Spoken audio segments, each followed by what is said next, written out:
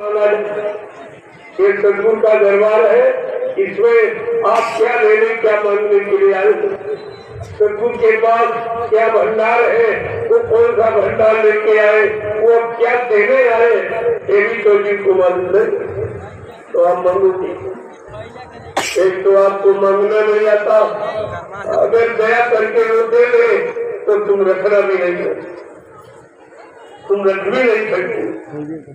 दया को रखना भी इतना आसान नहीं, उसके लिए पात्र और पात्रता दोनों चाहिए, तब आप दया को रख सकते। दया को हर पल हो रही आपको, अगर दया नहीं होती तो आप तुमाते ही क्या नहीं आते। और न यहाँ बैठते और यहाँ की सर्दी गर्मी और बरसात आप बर्दाश्त नहीं करते, ये दया ही करना है। दया का इतना बड़ा काम देखते तो ध्यान में रखना चाहिए। और ज्ञानी में भक्त प्रहलाद, जिसको हरि के सिवा कुछ न राज न पाठ न धन न दौलत न औरत न पति न बच्चे, कुछ नहीं मान। अब हरि नाम की श्लोक मंडल मुकाम से आया था, सजू में प्रहलाद ने उसी का सुमरन किया, उसी आदेश को माना, तो उस नाम में उस धाम में पहुंचा। लेकिन जीवात्मा नहीं, वो धाम तो शत्रु बनानी धाम, वहाँ से जब तक कोई मृत्यु मंडल पर नहीं आएगा और जीवों को वहाँ के लिए तैयार नहीं करेगा, नहीं जगाएगा, नहीं संभाल करेगा, तब तक वो जीव उधर भी जाए, सब इधर बीच में रहते। कोई ब्रह्मा की उपासना की तो ब्रह्मलोक तक, विष्णु की उपासना करने वाला विष्णुलोक तक, शिव की उपासना करने वाला शिवलोक तक, राम की उपासना करने वाला रामलोक तक, कृष्ण की उपासना करने वाला कृष्णलोक तक, देवी देवताओं की पूजा उपासना करने वाला दो लोग तक। लेकिन आपकी जीवात्मा को सत्यलोक निवासी, जब तक कोई सत्यलोक सत्संग अनामी धाम से नहीं आएगा तब तक आपकी जीवात्मा घर नहीं होती। तो जैसे कोई जीवात्मा राजा के शरीर में पहुंच जाए तो क्या उपाय होगा? अरे रात बात धन दौलत ये सब मिल गया, लेकिन घर नहीं, क्योंकि यही नहीं मालूम कि हमें मांगना चाहिए। वैसे तो अगर मांगने का भाव खत्म हो जाए कि वो तो आपकी इच्छा पर है, आप जानते हम किस लायक है, तो हमको आप देंगे क्या चाहिए, ये तो बच्चा बेटा है। लेकिन ऐसा कोई नहीं, तुम कुछ न कुछ मांगा और मांगते हो काल का सामान। दयाल के दरबार में आकर, दयाल की शरण में आकर अब काल का सामान मांगते हो, ये कितनी बड़ी अज्ञानता की कि किसके सामने खड़ा और क्या मांग रहा है और क्या मांगना चाहिए, उसको बेचारे को पता ही। और तुम काल का सामान आज भी मांगते, तुम्हारी दूर कर दीजिए, झगड़ा दूर कर दीजिए, ये मकान बनवा दीजिए, दुकान चलवा दीजिए, नौकरी दिलवा दीजिए, शादी ब्याह करवा दीजिए, बाल बच्चा दे दीजिए, यही मांगे। ये सब काल का सामान, ये तुम्हारा है ही नहीं। तुम्हारे होने का मतलब जो तुम्हारे साथ न जाए, सब यही छूट जाए या छीन लिया जाए या रखवा लिया जाए, वो तुम्हारा नहीं। अभी तक आप नहीं समझ पाए हो, तुम्हारे सामने लोग, तुम्हारे परिवार से, समाज से, गांव मोहल्ले शहर से कितने लोग गड़बड़ नहीं रोज जा रहे, सब खाली। मैं यही आता हूँ। कोई पत्नी कोई बच्चा पति लेके जा रहा, कोई घर मकान दुकान जमीन जो छीना जब्ती करके अन्याय करके धोखा देके आपने लिया वो भी छूट गया।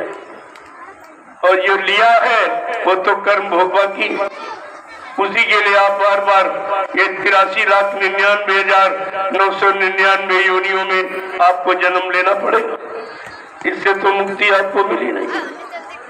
तो विषय बड़ा गंभीर है, लेकिन समझ लोगे तो बहुत सरल, और नहीं समझे तो बहुत जटिल है, बहुत कठिन। आप एक पग भी नहीं चल सकते बगैर दया को लिए, एक पग भी आप संभल के नहीं चल सकते। इतना समय खराब है। महापुरुषों ने उस खराबी का वर्णन किया है कि देश धार्मिक, व्यवस्था धार्मिक, लेकिन धर्म का कहीं नाम निशान।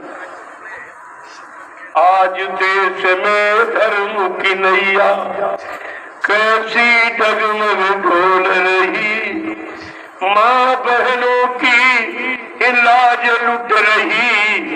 ये भारत माँ है रोए रही, आज देश में धर्म की नैया कैसी जगमग डोल रही।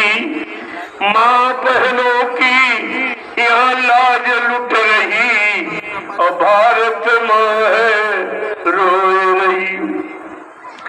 वेद पुराण भागवत गीता इनकी बात कोई नहीं सुनता।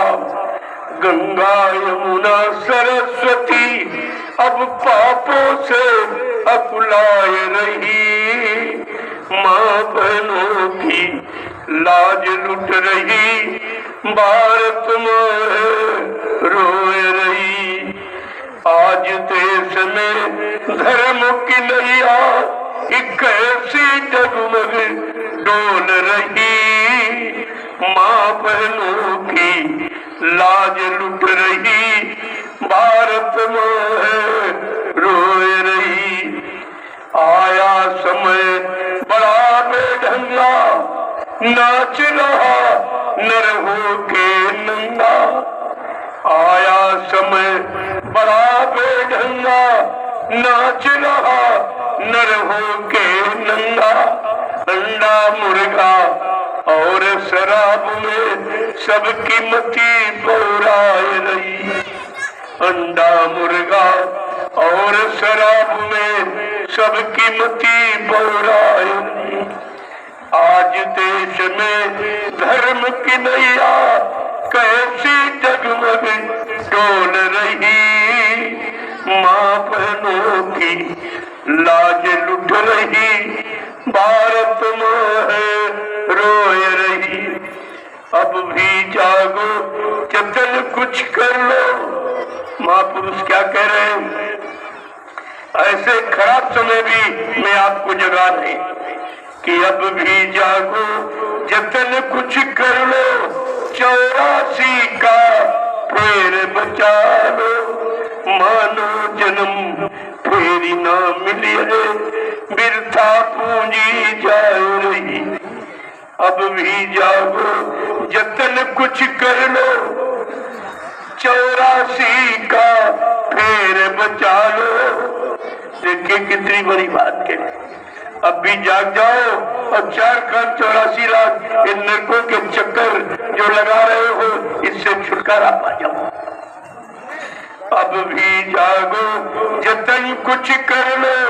84 का फेर बचा लो। मानो जन्म फेरी ना मिली है, बिरथा पूंजी जाए रही। आज देश में धर्म की नैया कैसी जगमग डोल रही। माँ बहनों की लाज लुट रही, भारत माँ रोए रही। प्रेम से बोलो जय गुरुदेव। नाम किसका? प्रभु का। प्रभु का प्यारा नाम जय गुरुदेव। प्रेम। आज स्थिति ऐसी है, ये लोग भगवान का पर भी टीका टिप्पणी कर रहे हैं। कितना खराब समय, जब खराब समय आया तो भूमंडल पर मानव तन धारण करके आया, जीवों को मुसीबत आपत्ति से बचाने के लिए। अरे आप तू कहाँ सो रहा? वो नहीं सो रहा, तुम सो रहे। वो सोता नहीं, जागता है। अगर जागता नहीं तो तुम्हारा काम कैसे करता? तो टीका टिप्पणी अज्ञानता में लोग कह रहे हैं कि पाप, देखिए कितनी बड़ी पाप हंस रहा है, धर्म रो रहा है। प्रभु तेरी दुनिया में क्या हो रहा है? ये पाप हंस रहा है, धर्म रो रहा है। प्रभु तेरी दुनिया में क्या हो रहा है? कैसा समय आ गया? आज तक पाप ठट्ठा मार के हंस रहा है कि मेरा समय आ गया, मैंने सबको अपने पाप की नीति में फंसा लिया, अब सबसे पाप करवा रहा हूँ ताकि कोई यानी इस मृत्यु लोक से छुटकारा न पाने पावे। कैसा हंस के क्या कहना कि पाप हंस रहा है, धर्म रो रहा है, प्रभु तेरी दुनिया में क्या हो रहा है। का कोई नहीं सुना, कोई नहीं देख रहा है, कोई नहीं सुना। गीता रामायण की कोई नहीं सुनता है, गीता रामायण की कोई नहीं सुनता है, मंदिर और मस्जिद में कोई नहीं जाता है। गंगा यमुना के तट पर धर्म सो रहा है, प्रभु तेरी दुनिया में क्या हो रहा है। ये पाप हंस रहा है, धर्म रो रहा है, प्रभु तेरी दुनिया में क्या हो रहा है। माता पिता की न कोई मानता है। और राम ने क्या किया कि प्रातः समय उठ के रघुनाथा, अम्मा तो पिता गुरु इनाम माथा।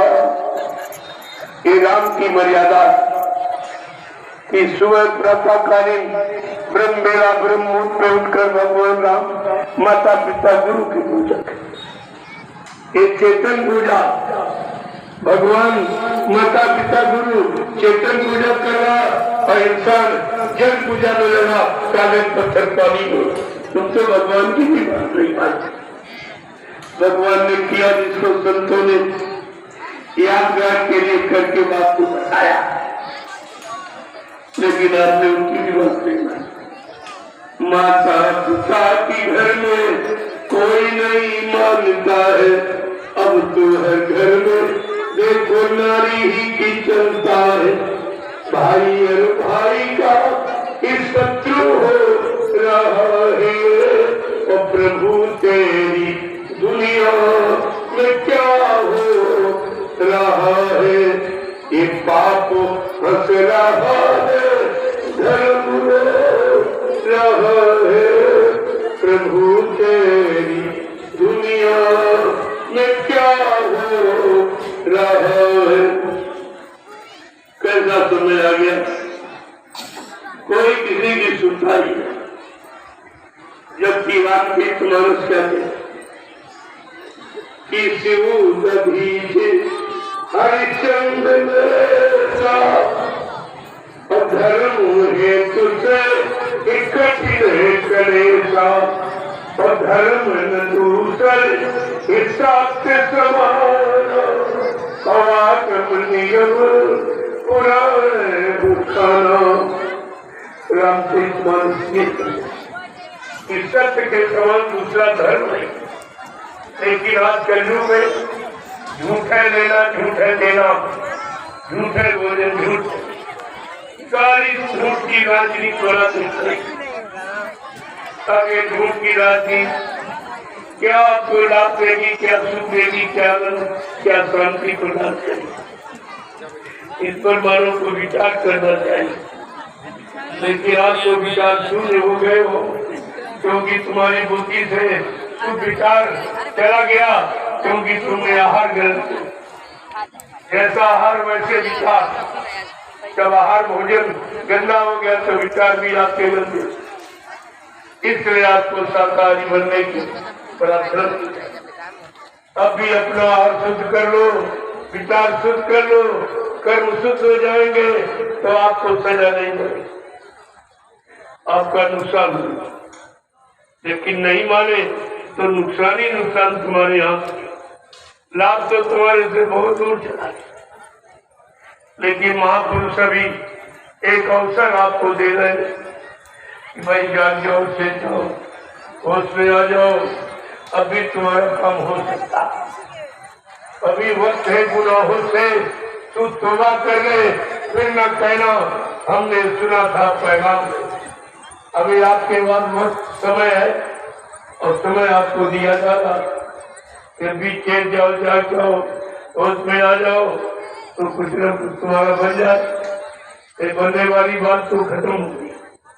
अब दुख तकलीफ मुसीबत तुम्हारे हिस्से में पड़े हैं और वो और भारी मात्रा में मिलने जा रहे हैं। अगर आप शाकाहारी न हो पाए, अच्छे सच्चे ईमानदार चरित्रवान न बन पाए तो आगे बड़ा मुसीबत का समय, बहुत खराब समय है। उसी के लिए ये प्रचार प्रसार आपको कानून तक किया जा रहा है कि न जान पाए तो जान लो, न समझ पाए तो समझ लो, न कर पाए तो कर लो। अभी मौका है, इस लाभ से वंचित मत। लेकिन हंसी मजाक समझा तो मुसीबत सिर्फ में खड़ी, वो चलने वाली नहीं किसी, केवल बच्चों को मानने से। तो संत जिन पात्र करें, उनके दर्शन से, उनके वचन सुनने से ये खराब समय चल सकता, ये मुसीबत आपत्ति तुम्हारे से दूर भाग सकती है। अन्यथा अक्सर तुम मुसीबत के बाद में चले जाए। इसलिए महापुरुष से एक मौका आपको फिर दे, अगर जागे तो अच्छी बात है, तो आपको मुसीबत का वक्त देखना है। कैसा समय, छोटी बातों में नर गंगा कसम खाता है, एक कौड़ी पर ईमान खो रहा है। प्रभु तेरी दुनिया में क्या हो रहा है। ऐसा समय आ गया। पहले गंगा कसम का कितना बड़ा महत्व, कितना बड़ा डर और भय था कि हमारा नुकसान, हमारी हानि हो जाएगी, तो लोग डरते। अब वो कुछ गंगा जमुना छठम गीता रामायण भागवत तो सब मंदिर मस्जिद का गिरजाघर गुरुद्वारे ये नीति रीति ये सब समाज। अब कुछ भी नहीं रहा, केवल मुसीबत आपत्ति और रोना, आंसू बहाना तुम्हारे हाथ पे नहीं। तो आगे वो समय आ रहा है जिसमें ये सब आपको करना पड़ेगा। अगर न माने ये सब, इससे कोई बता नहीं सकता। जो आप समझते हो मेरे पास यानी रहने के लिए मकान बंगला है, फ्लैट है, और मतलब यानी खाने के लिए रोटी है, और सहयोग के लिए पद पत्नी बाल बच्चे भाई बराबर अड़ोसी पड़ोसी है, और यानी ये सब, और हमारे मतलब हमारे पास व्यवस्था है, खेती है, दुकान है, दफ्तर है, बिजली व्यापार मजदूरी है। तुम्हें ये नहीं मालूम कि कुदरत के एक झटके में समाज है, एक झटके का भी काम नहीं। ये कुदरत से एक झटके में समाज कर दी, इस पर अहंकार करते। ये तुम्हारे पास नहीं रहेगा, न तुम्हारा है, न तुम लायक है, न ले जा सकते। ये तो सब भूल ही गए वहाँ कि माँ के पेट से हम लोग एक ही रास्ता आने का है, माँ का घर। सब लोग नंगे और अकेले आए। इस बात को क्यों भूल रहे हो? जब नंगे अकेले आए हैं, लेके कुछ आए नहीं, तो ले कैसे जा सकते? फिर आपको नंगा होके जाना पड़ेगा। तो कितने लोग तुम्हारे परिवारों से, तुम्हारे पूर्वज और बड़े सब चले गए, सब नंगे गए, कपड़ा तो नहीं ले, नंगे आए हो, नंगे जाओ। इस नंगापन को अगर मिटाना है, एक बार संत महापुरुषों के वचनों को समझ लो, मान लो और कर लो, अपना लो, तो ये नंगापन हमेशा के लिए समाप्त हो जाए। वो तो ऐसी युक्ति आपको देने आए कि ये सब आपका खत्म। न इस देश में आना है, न नंगा रहना है, न नंगे जाना है, ये सब समाप्त हो जाएगा अगर जरा सी आपने सोच समझ पैदा कर दी। लेकिन आप सुनते ही नहीं, तुम तो मानते नहीं। तो आपको कुछ नहीं करना है, बस हम एक ही प्रार्थना करेंगे, आप सब परिवार शाकाहारी हो जाओ और आप भजन करें। पूजा तो करके आपने देखा कुछ नहीं, जितनी पूजा की उतनी परेशानी बीमारी और बढ़ गई, लड़ाई झगड़े और बढ़ गए, मार काट हिंसा चोरी कतलेआम व्यभिचार कुचार और बढ़ गया, महंगाई गरीबी बेरोजगारी और टैक्सों ये सब बढ़ गया। घट क्या गया, क्या मिला आपको इस पूजा से? इसलिए संत महापुरुषों ने कहा 3 युगों से जब पूजा कर रहे हो, अरे जरा अब चेतन पूजा जो संत महापुरुष जिसका आधार बना के ले आए हैं नाम का, जरा ये करके देखो तो तुम्हारी सारी बिगड़ी भी बन जाए, जो पिछड़ा पूरा कचरा जमा वो भी खत्म हो जाए और तुम्हारी एक नया जीवन की शुरुआत हो। वो तो ये आपको बता, लेकिन जब आप इससे आप भजन क्या करो, भजन कर ले अरे मानो ये तन बेकार जाता है, ये तन बेकार खोता है। भजन कर ले अरे मानो ये तन बेकार जाता है, ये तन बेकार खोता है। भजन कर ले अरे मानो ये तन बेकार जाता है, ये तन बेकार खोता है। भजन कर ले अरे मानो ये तन बेकार जाता है, ये तन बेकार खोता है। देखो जितने शरीर है मानव शरीर को छोड़ सब शरीरों का चमड़ा भी काम में आता है, लेकिन मानव शरीर का कुछ महत्व क्यों है? ये पंचभौतिक शरीर को अधिकार है। अगर किसी समय के सद्गुरु की तलाश करके उनको उनसे अगर रास्ता मिल गया, जीवात्मा को घर पहुंचा दिखा, तो इस शरीर को परमात्मा से मिलने का अधिकार है। इसलिए सर्वश्रेष्ठ और सबसे अच्छा माना गया कि शरीर में जीवात्मा को परमात्मा से मिलने का पूरा अधिकार है। इसलिए मानव शरीर में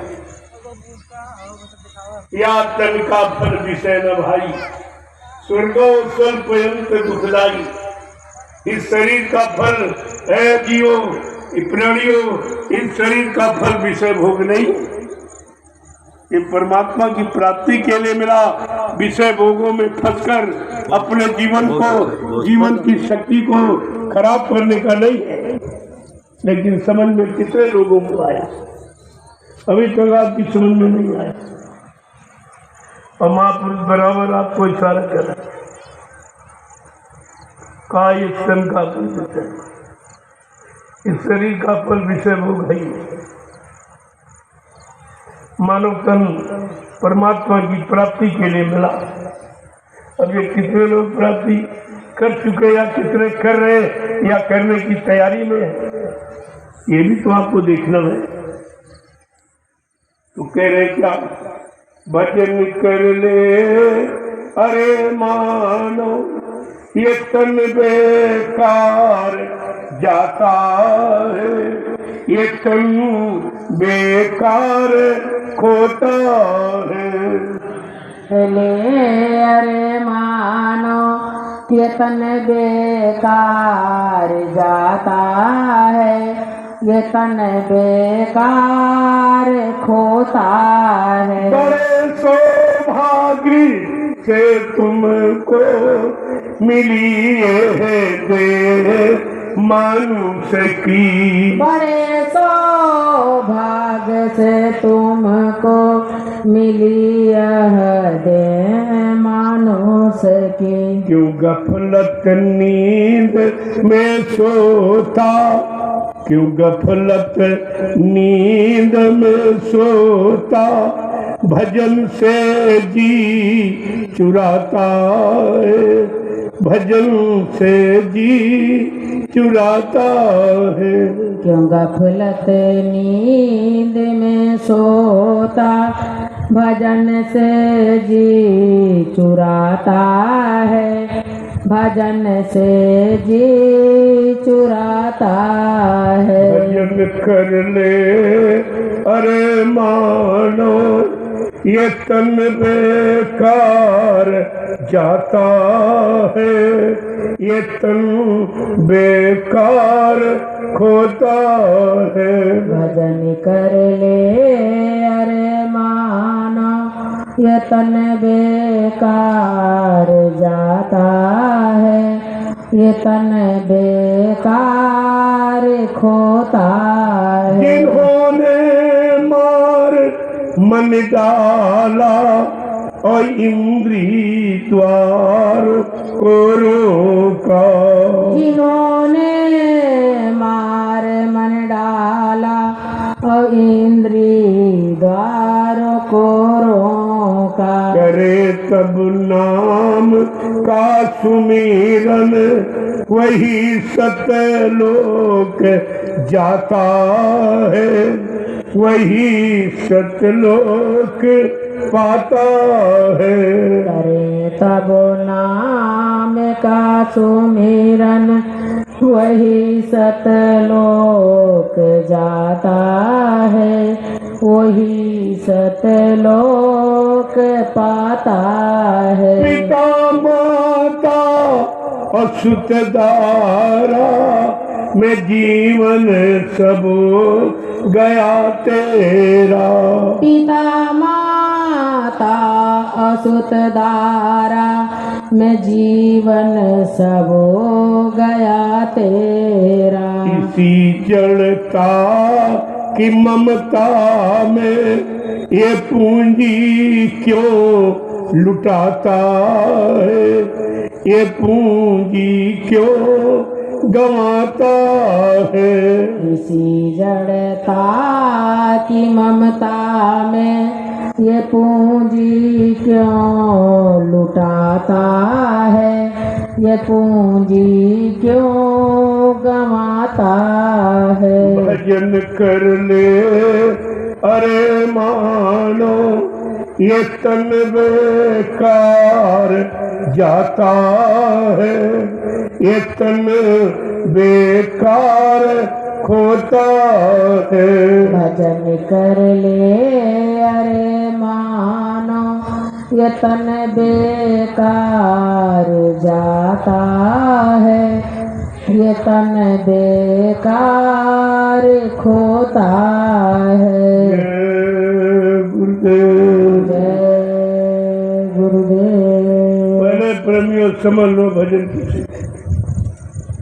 एक तो मन का अभ्यास, जो माला पकड़ा दी गई आंख बंद करो कर, एक तो एक तरह से सजा। जब बच्चा स्कूल जाता गैर हाजिरी कहता तो अध्यापक कहता कान पकड़ के उठो, कान पकड़ के उठो कि तुम पढ़ाई में आलस्य नहीं करो, समय पर आओगे, समय से आने का संकल्प करो। उसी तरह से आपको ये उठा बैठी कराई, कान बंद करो, आंख बंद करो। इसका मतलब जो तक आप तक सुना भला बुरा उसके लिए कान बंद कर लीजिए, अब ये सुनना बंद कर दीजिए। इसके सुनने से कोई लाभ नहीं, और जो अच्छा बुरा आपने देखा उससे भी कोई लाभ आपको नहीं। इसलिए अब संसार का अच्छा बुरा और संसार का अच्छा सुना का ये सब बंद कर लो, तो आँख कान इधर से बंद करो। जब इधर से आँख कान बंद कर लोगे तब उधर का कान खुले। जिसके जिस कान के खुलने से वो आकाशवाणी, ब्रह्मवाणी, अनंतवाणी, ईश्वरवाणी, कलमा आयत सब सुनेंगे, उसको सुनो। इसको तो सुन के देख लिया, क्या मिला कुछ नहीं, जो था वो भी चला गया सुनने में। सुना तो उसमें लालच आया और उसी लालच में फंस के विनाश कर दिया, नुकसान कर दिया। तो गाँव उधर का देखना सुनना बंद है। अब इधर का जो अंदर का है, अंदर में एक जीवात्मा, उसमें एक हाथ एक कान एक नाक। अब उसका जरा काम देखिए। कि उन कानों के खुलने से क्या सुनाई देता, उस आंख के खुलने से क्या दिखाई देता, आज जरा उसकी तरह। इसलिए आपको अभ्यास कराया जा रहा, इधर छोड़ने का और उधर पकड़ने का। ये दोनों अभ्यास आपके साथ हैं। और सबका नाम तमाम का लिया और सबके चेहरों को याद किया। अब जरा जो ये नाम दान मिला है, ये नाम, ये रूप, ये आवाज, ये स्थान, जरा इनको देखो, इनकी तरफ गौर किया। ये है बदलने का, ये है मुख मोड़ने का। इधर से मुख मोड़ो और इधर की तरफ जोड़ो तो तुम्हारा कुछ काम हो जाए। जो काम 3-3 युगों से, वैसे तमाम युग कल्प निकल गए, ये काम आपका हुआ नहीं, इसी भूल भुलैया में चला गया। इसे स्वार्थी लोग लालच में फंसाकर और उसने आपको भटका बरमा दिया और इसी में तुम लगे रहे, अभी तो नहीं। आज ये मौका आपको मिला अपने घर जाने का, तो इस मौके से चूक न जाए, इस मौके का लाभ ये आपके लिए अच्छा रहेगा। महात्मा अपने लिए तो कुछ कहते ही न, अपने को कुछ बनने के लिए। जब दूरदर्शी बनाई गई 24 मार्च सन 1980, तो तमाम लोगों ने हंगामा काट दिया कि बाबा जी प्रधानमंत्री राष्ट्रपति बनना चाहते हैं, इसलिए उन्होंने राजनीति की। अरे महात्मा राजनीति करते नहीं, राजनीति करना सिखाते। ये सिखाते हैं। राम को गुरु वशिष्ठ विश्वामित्र ने सिखाया, ऐसे उनका नाम इतिहास में नहीं, ऐसे तुम उनकी पूजा नहीं करते हो। अगर वो गुरु न मिले होते और ये काम न करवाया होता तो आज उनको कोई नहीं जानता। ये गुरु की महिमा है। तो संत महात्मा राजनीति करते नहीं, राजनीति सिखाते। तो वो लोग भूल गए बेचारे मटे, और उन्होंने एक नवीनतम रास्ता निकाला कि तुम कितना जोर लगा लो, कितने झंडे बदल डालो, कितने पंडे बदल दो, लेकिन राजनीति व्यवस्था को तुम नहीं ला सकते। जो राजनीति में नीति है, सिद्धांत है, नियम है, कानून है, उसको तुम पालन में नहीं ला सकते। वो तुम्हारे बस की बात है। वो तपस्वी त्यागियों का विषय है, तुम्हारे जैसे भोगियों का, लोभी लालचियों का विषय नहीं राजनीति। हमारे हिंदुस्तान धार्मिक धरा की राजनीति भगवान राम ने की, भगवान कृष्ण, ये तो भगवान की राजनीति। तुम जैसे नारकी पाप की इंसान क्या इस भारत जैसे धार्मिक देश की राजनीति को चला पाएंगे? तुम्हारे में है ही नहीं कुछ हो, तो चलाओगे कैसे? तुम चला नहीं है, तुम राजनीति को घसीट रहे हो, जिसमें भारत की जनता के चिथड़े उड़ रहे, चिथड़े तुम घसीट ही जा रहे, चला ही नहीं जा रही, घसीट ही जा रही। और आप होश में नहीं आ पा रहे, फिर भी बेहोश घसीटे जा रहे हो, फिर भी बेहोश है। ये बेहोशी तुम्हारी कब खत्म हो? जब लोग पहले ऐसे बेहोश हुए तो मुसलमानों ने 350 वर्ष हिंदुस्तान पर राज किया, तुमको गुलाम बना के रखा। फिर तुम ऐसे बेहोश हो गए, तुम्हारा होश मतलब ज्ञान, सद्बुद्धि, सब विचारधारा खत्म हो गई। तो पौने मुट्ठी भर अंग्रेज आए थे, उन्होंने 250 वर्ष तुम्हारे पर शासन किया, तुमको गुलाम बना। नाम हिंदुस्तान और गुलाम, राजा कोई और, तुम गुलाम हो। काहे का हिंदुस्तान, काहे का तुम्हारा, यानी हिंदुओं का क्या स्थान है? कौन सा स्थान है आप तुम्हारा? कोई अच्छी जगह तो आपको मिली नहीं, कोई अच्छा काम आपको दिया गया नहीं, कोई अच्छी मजदूरी आपको किसी ने दी नहीं, अच्छा खान पान आपको किसी ने सिखाया नहीं, भारतीय वेशभूषा में आपको रहना बताया नहीं। तो तुम्हारा हिंदुस्तान में स्थान ही कोई तो स्थान नहीं मिला। जो स्थान पाए, कुर्सी पाए, वो बैठे, तुम्हारा कोई स्थान नहीं। और फिर भी तुम्हारे में कोई होश नहीं, कोई जोश नहीं, कुछ सब आपने खो दिया। तो कितना बारी आप अपना निरंतर नुकसान कर रहे हो। और 70 साल की आज़ादी में फिर तुम यानी खामोश हो गए, एकदम बैठ गए और कोई अच्छा सोचना, अच्छा समझना, अच्छा कहना सब भूल गए, तो फिर गुलामी में फंस गए। तो क्या हमेशा ऐसे सोते ही रहोगे, ऐसे गुलामी में बंधे रहोगे, दास्ता को स्वीकार करते रहोगे, तो तुम सच्चे भारतीय कब कहलाओगे? तुम्हारे में भारतीयता के लक्षण कब आएंगे? कब तुम सोचोगे, समझोगे, विचारोगे, करोगे और अपने आप को स्वच्छ भारतीय बना पाओगे? ये आपको तो सोचना ही पड़ेगा। मैंने वैचारिक क्रांति खड़ी की, सदगुरुदयाल की दया से ये वैचारिक क्रांति उन्हीं की है, उन्होंने खड़ी की है। कोई न कोई माध्यम बना देते हैं और माध्यम के द्वारा आपका काम करा देते हैं, लेकिन ये काम सब बगैर उनकी सत्ता के पत्ता नहीं होते। अब वो किससे कराएंगे, कैसे कराएंगे? जब आपको बताया गया कि यहाँ तमाम शक्तियाँ आती जाती रही, जब समाज खराब, माहौल खराब, वातावरण खराब, कर्म खराब हो गए, तो कोई न कोई शक्ति आती जाती रही मानव शरीर में। ये इतिहास का प्रमाण है। वहाँ तो बहुत खराब है, आज भी कोई आना चाहिए, नहीं आ गया, लेकिन तुम्हारे में पहचानने की शक्ति है। इन आंखों से, इन कानों से उनकी वाणी को सुन के समझ नहीं सकते हो, इन आंखों से उनको देख नहीं सकते हो, पहचान नहीं कर सकते हो, उनकी पहचान रख नहीं सकते हो और पहचान का कोई लाभ भी नहीं ले सकते। इसलिए बड़ी समझदारी के साथ आपको रहने की जरूरत है। अब ये जन जागृति का संदेश सारे हिंदुस्तान में प्रसारित, और ये 15 सितंबर वाला अनोखा दिव्य अलौकिक संदेश जो कभी यहाँ किसी ने दिया नहीं और आज भी कोई नहीं दे रहा, उधर किसी की दृष्टि नहीं जा रही, वो साहब के सामने रखा और कहा कितने लाख लोगों के बीच में ये संकल्प लिया गया कि हम भारतीय हैं और भारतीय रहेंगे, हमें भारतीय बनना है।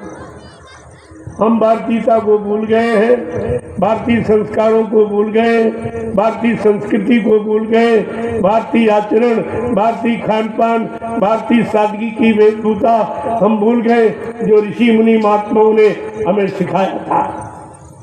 आज उनकी सीख आपने खत्म की तो मुसीबत में चले गए। मैंने वही चीज आपके सामने रखी। महात्मा न पुरानी बिगाड़ते न नई बनाते। जो बीच में कोई त्रुटि, कोई कमी, गलती, कोई फाल्ट हो जाती, उसी को ठीक कर देते और आपके काम आ जाती। इसलिए 15 सितंबर 2023 इसको लोग भूल नहीं पाएंगे, जहाँ से ये भारतीयता का संदेश, भारतीय बनने का शुद्ध पाक साफ निर्मल संदेश यानी यहाँ प्रसारित किया गया और लोगों को उसके लिए संकल्प लिया गया कि आज से आप भारतीय बने और भारतीयता को कायम रखें, भारतीय संस्कृति का सम्मान करें, तो ये सारा देश फिर से खुशहाल हो जाएगा, कोई कमी नहीं रहेगी, ये सब खुशहाल। लेकिन आप करो तो कुछ, करोगे तभी तो कुछ होगा। तो ये तारीख तो अमिट हो गई थी आप और किसी ने ऐसा कुछ नहीं कि ला तो इधर उधर सब रहे, हमें बाबा जी का सम्मान मिल जाए, हम ये काम कर दें, हमको बाबा जी पीछे रह जाए, हम आगे हो जाए। तो भाई यहाँ मना कब किया जाए? आप सत्य ला सकते तो ले आओ, कलयुग भगाने की शक्ति तुम्हारे अंदर तो भगा दो। मैं तो आपसे कहता हूँ, कोई अपनी बात बताता नहीं, मैं तो आपको सब बता, सारी गुप्त नीति आपको बता दो कि परिवर्तन होगा और इसे कोई माई का लाल रोक नहीं सकता। जोर लगा ले अहले जमानी, तू कब तक जोर लगाएगा? और जग में जय गुरुदेव का झंडा लहर लहर लहराएगा। जय गुरुदेव। इस झंडे को कोई झुका नहीं पाएगा। सारे झंडे देख लो तुम्हारे सामने, काले नीले पीले हरे लाल झंडे, ये सब पे लोग फेंक देंगे क्योंकि इनके बस का कोई काम नहीं। झंडे का मतलब हमारा अधिकार, झंडा अधिकार का प्रतीक। इनका क्या, इनका स्वयं का अधिकार गति का, लेकिन जनता का कोई अधिकार नहीं। ये मानवाधिकार समाप्त हो, मानव को कोई अधिकार नहीं, केवल मानवाधिकार कहने के लिए। तो ये सब आपको सोचना चाहिए और सोचना पड़ेगा, और बिना इसके काम होने वाला है। तुम कितने भाषण दे डालो, कितने प्रवचन महात्मा कर डाले, लेकिन धर्म नहीं ला सकते हो। सच्ची राजनीति आप अब नहीं चला सकते, आपका समय निकल गया। अब तो समय आ गया, हुई है संत राज भारत माँ, अब बचाए बचिए ना। बाबा जय गुरुदेव की वाणी सब दिखाई पड़ी है, ये सब आपको नजरअंदाज हो जाएगी, सामने देखने को मिलेगी। थोड़ा सा आप इंतजार कर लीजिए, ये सब और सबको झुकना, सबको जय गुरुदेव प्रभु नाम झंडे के नीचे आना। ये झंडा सबका, वो झंडा अपने अपने अपना परिचय, अपनी पार्टी का, अपने अधिकारों का, अपनी कुर्सी का लेने का है, लेकिन ये झंडा प्रभु नाम का, प्रभु सबका, सारी सत्ता प्रभु की। अब सत्ताधारी जब अपनी यानी मतलब सृष्टि के लिए आ गया तो उसके काम को कौन रोक सकता, उसके काम को यहाँ कौन रोक सकता। असली सत्ताधारी प्रभु है, ये सत्ता उसकी है कि नहीं, बगैर उसके पत्ता नहीं हिल सकता। यहाँ काम करने की बात तो आप छोड़ दो, तो सब आपके सामने। और सब संतों ने इस बात को दोहराया, लेकिन आपने उनकी बात सुनी नहीं। संत रविदास जी जो मीराबाई के गुरु, आज के सैकड़ों साल में, उन्होंने भी आपको इशारा करके बताया कि भाई आगे ऐसा समय आ रहा जब बहुत खराब समय हो जाएगा, इंसानों के बस का नहीं रहेगा, राजा प्रजा सब दुखी हो जाएगी, किसी के बस का अच्छा काम धर्म का काम नहीं होगा, तब वो महापुरुष काम करेगा। उन्होंने क्या कहा, भारत में अवतारी होगा जो अति विस्मयकारी होगा, ज्ञानी और विज्ञानी होगा, वो अद्भुत सेनानी होगा। वो ऐसा सेनानी तीर तमंचा भाला बर्छी बम अणुबम परमाणु नहीं चलाएगा, अपनी वैचारिक क्रांति के द्वारा देश दुनिया में परिवर्तन करके दिखा देगा। रविदास जी क्या कह रहे, भारत में अवतारी होगा जो अति विस्मयकारी होगा, ज्ञानी और विज्ञानी होगा, वो अद्भुत सेनानी होगा। वो ऐसी लीला करेगा न कभी ने की और न कोई कर सकता, कि जीते जी कई बार मरेगा। तमाम तरह का प्रचार, कितनी बार प्रचार मथुरा में हुआ कि बाबा जी मर गए, इन लोगों ने प्लास्टिक का बना के मंच पर रखा, बाबा जी को स्वयं कहना पड़ा, अरे नहीं भाई मैं असली हूँ, नकली नहीं। ये काला चश्मा डॉक्टरों ने बताया था तो लगा लिया, इसको देखकर आप नकली समझ। कई बार प्रमाण देना पड़ा मंच से, और रविदास जी पहले ही बता रहे कि ऐसा अनोखा वो सृष्टि का अपने समय का एक ऐसा अनोखा महापुरुष होगा जो जीते जी कई बार मरेगा और छंदन भेष में वो विचरेगा। देश बचाने के लिए होगा एक आवाहन, युग परिवर्तन के लिए चले प्रबल तूफान, तीनों ओर से होगा हमला, देश के अंदर जोड़ी घपला, सभी तरफ को राम मचेगा, कैसे हिंदुस्तान बचेगा। ये हिंदुस्तान को बचाने के लिए वो महापुरुष आया। इन नेताओं लीडरों से हिंदुस्तान थोड़ी बचेगा, इन्होंने तो बेच दिया, इन्होंने तो बेच दिया है, इनके बस का कुछ। कहा वो महापुरुष अपना काम करने के लिए अपनी अध्यात्म की जड़ें बहुत मजबूती कर रहा, बहुत मजबूती जड़ें तैयार कर रहा। किसकी व्यवस्था के आगे एक दिन सारा विश्व नतमस्तक हो जाएगा, वो ऐसी व्यवस्था का सूत्रपात कर रहा है जो अध्यात्म से सनी और भरी हो। वो लोभ लालच भौतिकता में नहीं, अध्यात्म में। क्या कह रहे हैं?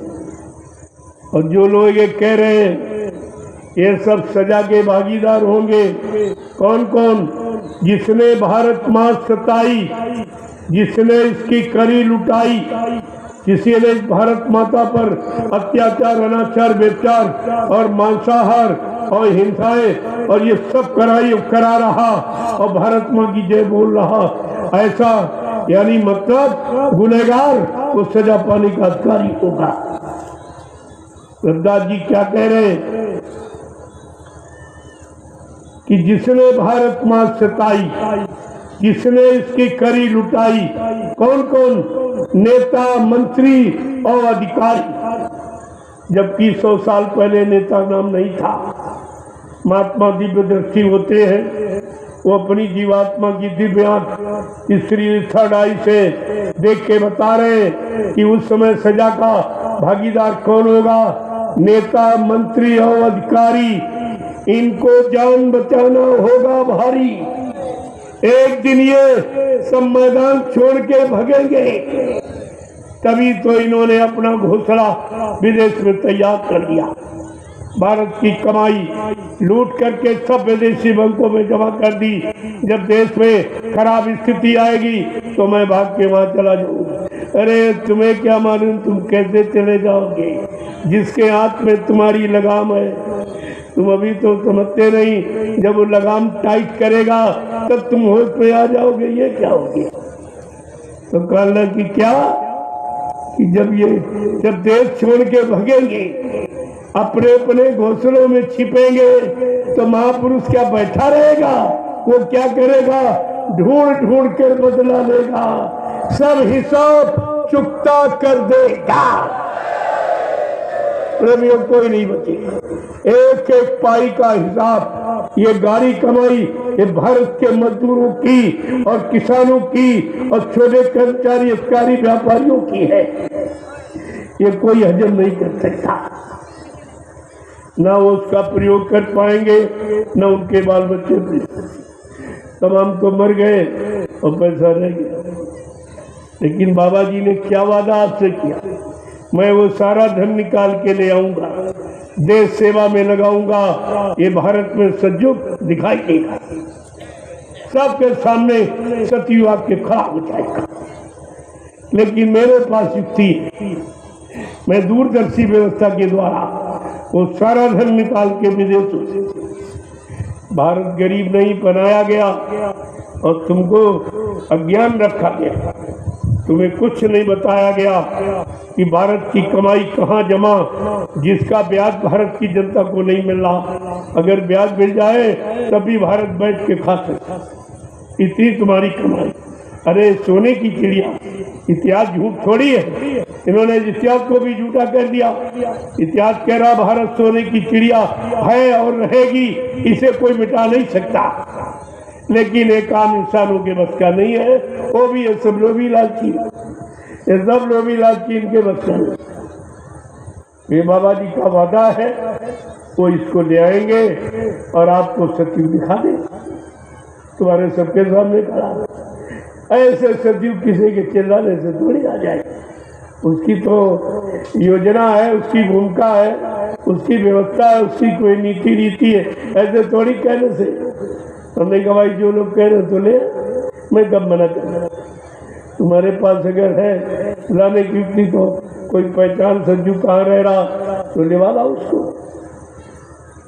ये सब झूठा प्रचार, कहीं कुछ होने वाला नहीं। तुम किसी के चक्कर में, ये सब दुकानों पर आप जानते हो बिना पैसे का सौदा नहीं मिलता। ये दुकानें पैसा लेने के लिए खुली है और दरबार लुटाने के लिए खुला, और फिर भी तुम्हारी अकल काम नहीं करती। कि तुम्हें कहाँ लुटाया जा रहा, कि तुमको कहाँ लूटा जा रहा। तुम्हें भी तो लूटना और लुटाना समझ ही नहीं पा रहे हो। हमेशा लूटे गए, आज भी लूटे जाए। जब आप सच्चे अच्छे रास्ते से अलग चले जाओगे तो परेशान हो जाओगे, लोग तुमको भ्रमित कर देंगे और लूट लेंगे आप। और आपको बताया जा रहा, दरबार तो सबके आगे देख लीजिए, 10 साल से बराबर दरबार और सबको बताया जा रहा। अपनी कोई बात तो मैं करता ही नहीं, ना हमको कुछ चाहिए और न कभी किसी से मांगा और ना आज मांगता हूँ और ना कभी मांगूंगा। हमें इसकी जरूरत नहीं। मैं क्या करूँगा? मैं तो आपको सही सच्चे रास्ते पर खड़ा करने के लिए आया। जो मुझे आदेश मिला है मैं उसका पालन कर रहा हूँ। आपको सही सच्चे रास्ते का ज्ञान करा रहा हूँ। गुरु के अनमोल वचन तुम्हारे कान तक पहुँचा रहा हूँ कि अगर भूल गए हो तो फिर से याद कर लो, ताकि अब तुम चूकने न पाओ। जो थोड़ा समय बचा वो तुम्हारा व्यर्थ में जाने। ये सब आपको कितना साफ साफ रविदास जी के, उस समय नेता शब्द नाम था ही नहीं, लेकिन वो तो खुद वर्तमान के जानकार, वो जानते भविष्य में इस भारत माँ को लूटने वाले और ठगने वाले और अपना स्वार्थ लालच हल करने वाले ये कितने लोग होंगे, और भारत की जनता को चकमा देने वाले ये कितने होंगे और कौन होंगे। उन्होंने खोल का कहा, नेता मंत्री और अधिकारी, ये तीनों ने लूटा और आज भी तीनों लूट रहे। नेता मंत्री और अधिकारी, इनको जान बचाना होगा भारी, वो समय आ रहा है। ये छोड़कर सब मैदान भगेंगे, अपने अपने घोंसलों में जाके छिपेंगे।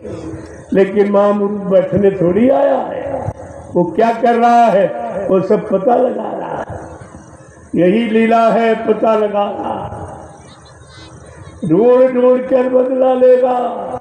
तुम कहाँ छिपोगे, कहाँ जलोगे, किसी योनि में पड़े होगे, वहां से पकड़ के लाया जाएगा। बता, तूने भारत का कितना धन लूट के जमा किया था। ढूंढ ढूंढ कर बदला लेगा, सब हिसाब चुकता कर देगा। एक एक पाई आपको देनी पड़ेगी। ये भारत की गाड़ी कमाई है, मजदूरों की, काश्तकारों की और छोटे यानी कर्मचारी अधिकारियों के, छोटे दुकानदार व्यापारियों जो टैक्स लगा वसूला जा रहा है। कर्मचारी अधिकारियों से टैक्स, तुम्हारी इतनी तनख्वाह है, तुम इतनी टैक्स दो।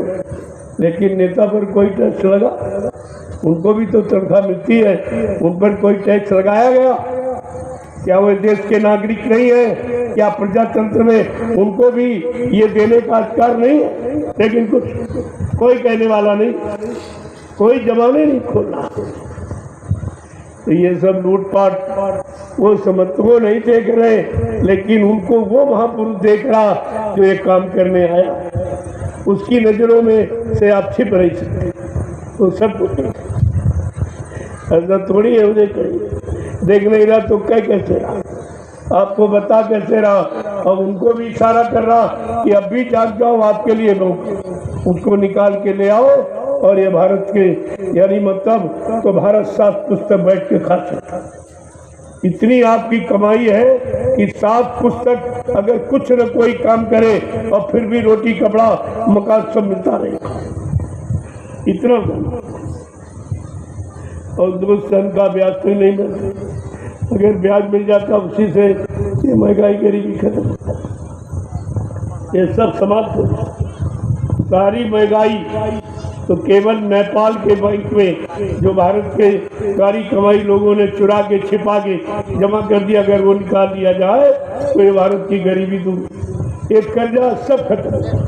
बाबा जी ने ऐसे आवाज थोड़ी लगाई कि तुम्हारा खेती संबंधी कोई ट्रैक्टर है, ट्यूबवेल है, कोई कृषि यंत्र है, बीज का, दवाओं का, खाद का, कोई भी कर्जा, ये सब माफ कर दिया जाएगा। ऐसे आवाज थोड़ी लगाई गई। वो हिसाब किताब है कि कहाँ से माफ किया जाएगा, कहाँ से लाया जाएगा, वो कहाँ जमा है, वो किसका है। अरे वो तुम्हारा ही तो है, वो तुम्हारे ही लूटपाट करके जमा किया। और तुम्हारा तुम्हीं पर दे दिया जाएगा और तुम्हारा कर्जा खत्म हो जाएगा।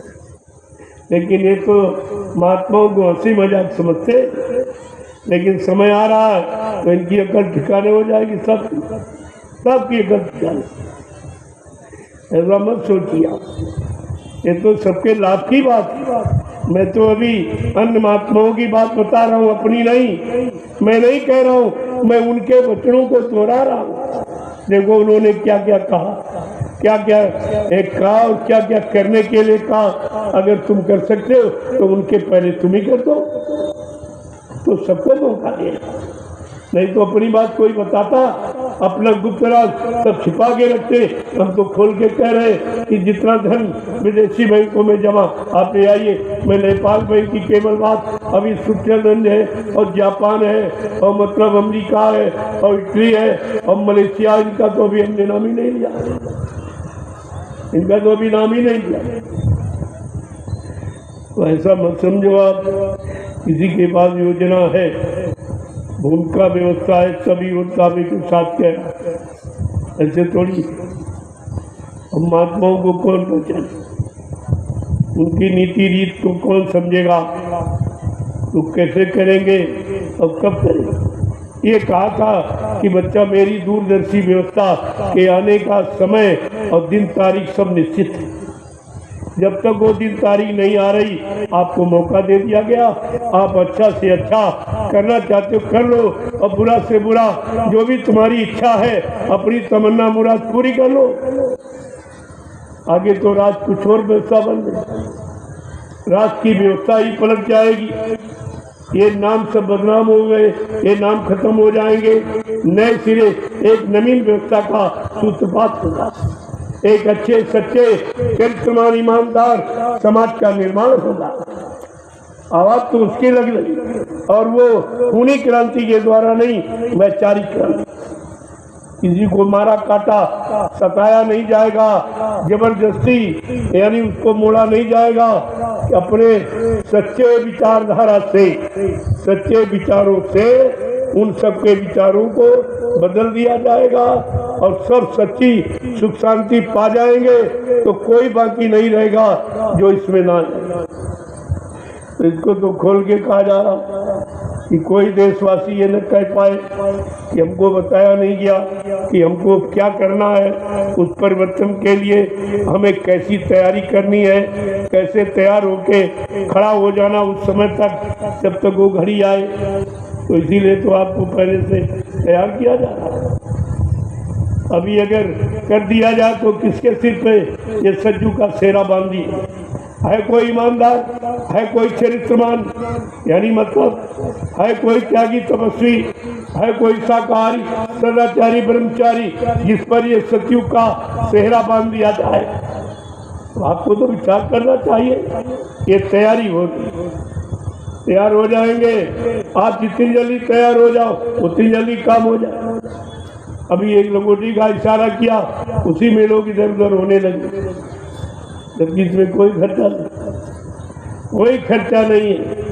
लेकिन इशारा किया जा रहा, ये शक्ति केंद्र है, यहीं से शक्ति समाप्त हो जाती शरीर की। इस शक्ति को रोक के रखो तो तुम सब काम समाज के, देश के और धर्म के, मानवता इंसाफ के सब काम कर डालो। शक्ति विहीन मानो कुछ नहीं कर सकता। आपने शक्ति खराब कर डाली, नाली में बहा दी पानी की तरह, क्या मिला आपने?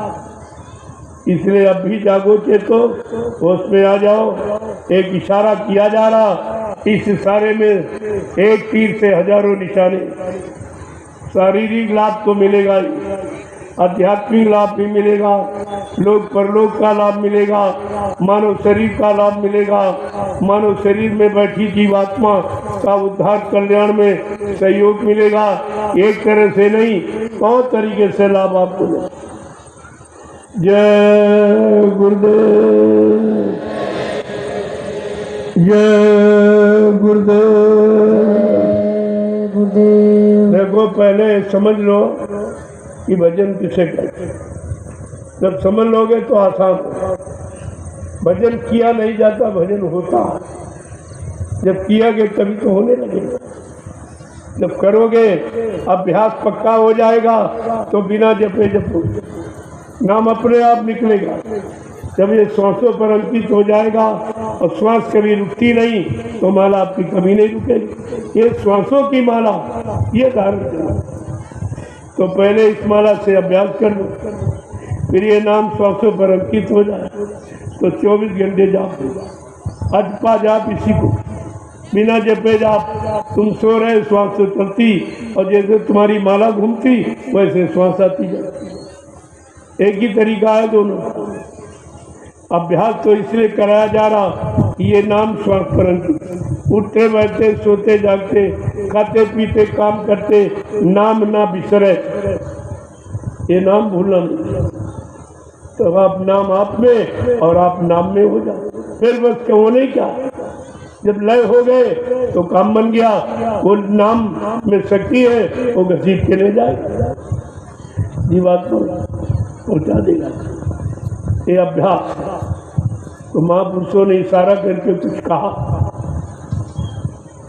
कि मन की तरंग मार दो बस हो गया भजन, आदत बुरी संभाल लो बस हो गया भजन। असली ये मन की आदत को जो खराब हो गया, विषयी भोगी हो गया, उसे कैसे सुधारोगे? जब नाम में लगा दोगे उसको काम चाहिए। जब काम आप दे दोगे तब उस काम को छोड़ के इसमें लग जाए। करना तो वो जानता है, लेकिन आपको मोड़ना, अगर मोड़ना सीख गए तो मुड़ेगा, बाद में जुड़ेगा और जुड़ेगा तो घसीट के ले जाएगा। मन की तरंग मार तो बस हो गया भजन, आदत बुरी संभाल लो बस हो गया भजन। बदलो घर गृहस्थी में रहना, निज काम काज करना। आपको साधु नहीं बनाया, साधुता धारण कराई जा रही। ये लंगोटी गृहस्थी में लगा लो कोई सच्चा साधु और भाग गया और छिप गया कंदरा गुफाओं में तो कहता है, वो कहता है सच्चे सूरवीर बनो। और इसी जंगल गृह कारा जिन्नाना जाड़ा, गृहस्थी से बड़ा कोई जंगल नहीं जिसमें कितने कुटेरानी नुकेले चटपाटे हैं। तरह तरह की समस्याएं और तरह तरह के मतलब अड़चने और अटकलें इसमें हैं। अगर इसमें आपने समय देके थोड़ा बहुत तक कर लिया तो आपका पूरा मन हो जाएगा। तो पूरा आपको मन अधिकार। आपको घर गृहस्थी में रहना, निज काम काज करना। आपको अपना कोई काम, बाल बच्चों के पालन पोषण, खेती है, दुकान है, दफ्तर है, बिजली मजदूरी, इसको छोड़ना नहीं है, इसको करना, लेकिन सच्चाई ईमानदारी मेहनत से करना, ताकि किसी का कर्म कर्जा चलने न पाए। पहले से इतना लाते बैठे हो वो तो अभी अदा नहीं कर पाए और लाते रहोगे कि बड़ा मुनाफा बड़ा मुनाफा। ये मुनाफा ही तो कर्जा है। आप 1 रुपए का सामान 20 आने में बेच लो, आप पर कोई दोष नहीं। जो 4 आने मिलेगा वो आपकी बरकत, वो तुम्हारी सारी समस्याओं का समाधान हो। और तुम 1 रुपए की 100 रुपए दे दो तो बड़े खुश होते। तो ये 99 कर्जा लाद दिया है, कौन अदा करेगा? ये सब देना पड़ेगा। इसलिए काम ऐसा करो कि आपकी रोजी रोटी भी चल जाए और आपको करने का करोड़ जो लो 10 करोड़ हजार लेकिन लेके नहीं जा सकते हो तो फायदा क्या तुम्हारे साथ जाएगा। इसलिए इतना करो और इतना मांगो, साईं इतना दीजिए जामे कुटुंब समाए, मैं भी भूखा न रहूं और साधु न भूखा जाए। बस इसके अतिरिक्त कुछ नहीं। ये आपका सच्चा गृहस्थाश्रम होगा, ये सच्चाई। तो कहते घर गृहस्थी में रहना, निज काम काज करना और सत्य गुरु की सीख मान लो बस हो गया भजन। आदत बुरी संभाल लो बस हो गया भजन। मन चित्त राखो निर्मल, ये शरीर धोते हो, कपड़ा धोते, ये सफाई उधर काम नहीं आएगी।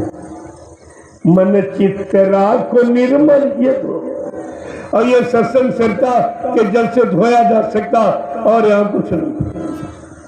मन चित्त राखो निर्मल, गुरु नाम जपो हर पल, कहते गुरु जी धार लो, बस हो गया भजन। आदत बुरी संभाल लो, बस हो गया भजन। मन की तरंग मार दो, बस हो गया भजन। जय गुरुदेव, जय गुरुदेव, जय गुरुदेव, जय गुरुदेव। नाम किसका? प्रभु का। जय गुरुदेव। नाम किसका? प्रभु का। जय गुरुदेव। नाम किसका? प्रभु का। प्रभु का प्यारा नाम। जय गुरुदेव। अब सब लोग खड़े हो जाओ। आप ही समझ से आप बैठे हो। देखो उतना सुनो जितना हजम हो, जितना करनी में उतार सके। मैंने 5-5, 6-6 घंटे आपको सुनाया, और मथुरा में कितना सुनाया गया और आप सब भूल गए। तो अब वो समय खराब नहीं किया जाएगा, न तुम्हारा न अपना खराब करूंगा। अब उतना इशारा करूंगा कितने से आपका काम बन जाए। आपको काम बनाने से मतलब है। जय गुरुदेव, गुरुदेव, जय गुरुदेव, गुरुदेव, जय गुरुदेव, जय गुरुदेव। जय गुरुदेव। नाम किसका? प्रभु का। जय गुरुदेव। नाम किसका? प्रभु का।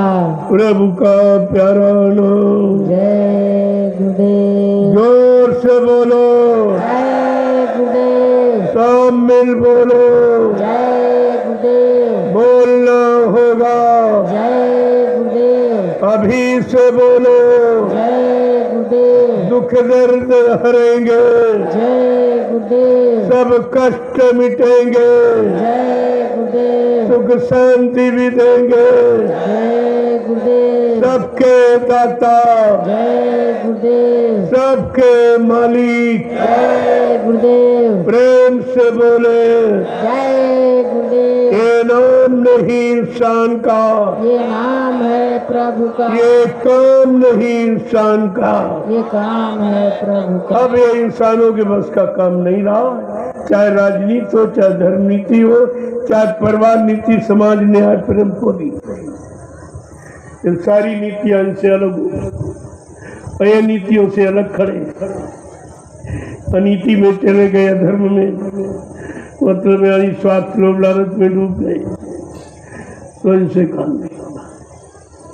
लोगों प्रेमियों, कल सत्संग का आखिरी दिन, कल एक अनोखा काम जो धरती मंडल पर पहले न किसी ने किया, न आज कोई कर रहा, न आगे कोई कर सके। वो काम कल आप देंगे। कल आप 7 बजे इसी सत्संग स्थल में आ जाएंगे। एक लाइन महिलाओं की, एक पुरुषों की, हाथ में झंडा लेकर आप क्या करेंगे? आसपास के गांव में निमंत्रण, और उसे पुरुषों को बताएंगे, महिलाओं को बताएंगी, आज अपने घरों में आप लोग चूल्हा नहीं जलाएंगे, तुम्हारे सबके लिए महाप्रसाद भंडारों में तैयार कराया गया, जिसके खाने से तमाम तरह की बीमारी और कष्ट और मुसीबत तुम्हारे चले जाएंगे, और उसके बदले आपको देना कुछ नहीं।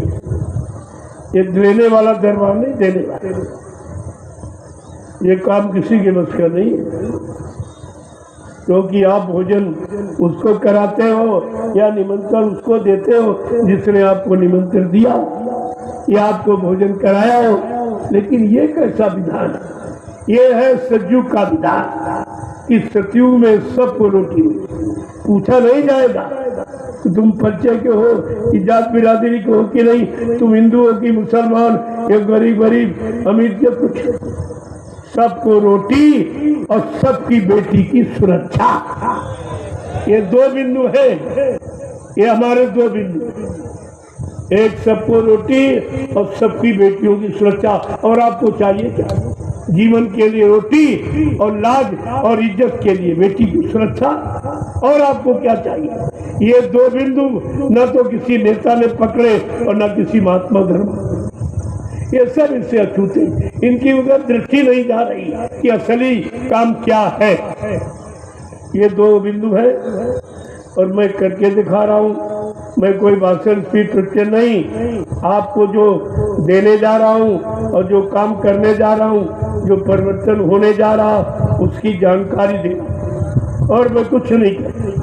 ये तो लोग अपने मन से तमाम निंदा आलोचना बुराई जोड़ जाड़ के बता रहे हैं, लेकिन मैं तो कह रहा हूँ, आप लोग सुन रहे हो और 10 वर्षों से कह रहा हूँ। मेरे सारे सत्संग नोट करके देख लो, सुन के देख लो कि मैंने अपने के लिए कुछ नहीं, ना अपने को महात्मा, ना मतलब गुरु, ना संत और ना महाराज, ना सरकार कुछ कहा। मैं तो एक बहुत छोटा था सेवक, जो सेवा का अधिकार मिला है, आदेश मिला है, मैं उसका पालन करता हूँ और आप सबको पालन करने के लिए प्रार्थना करता हूँ।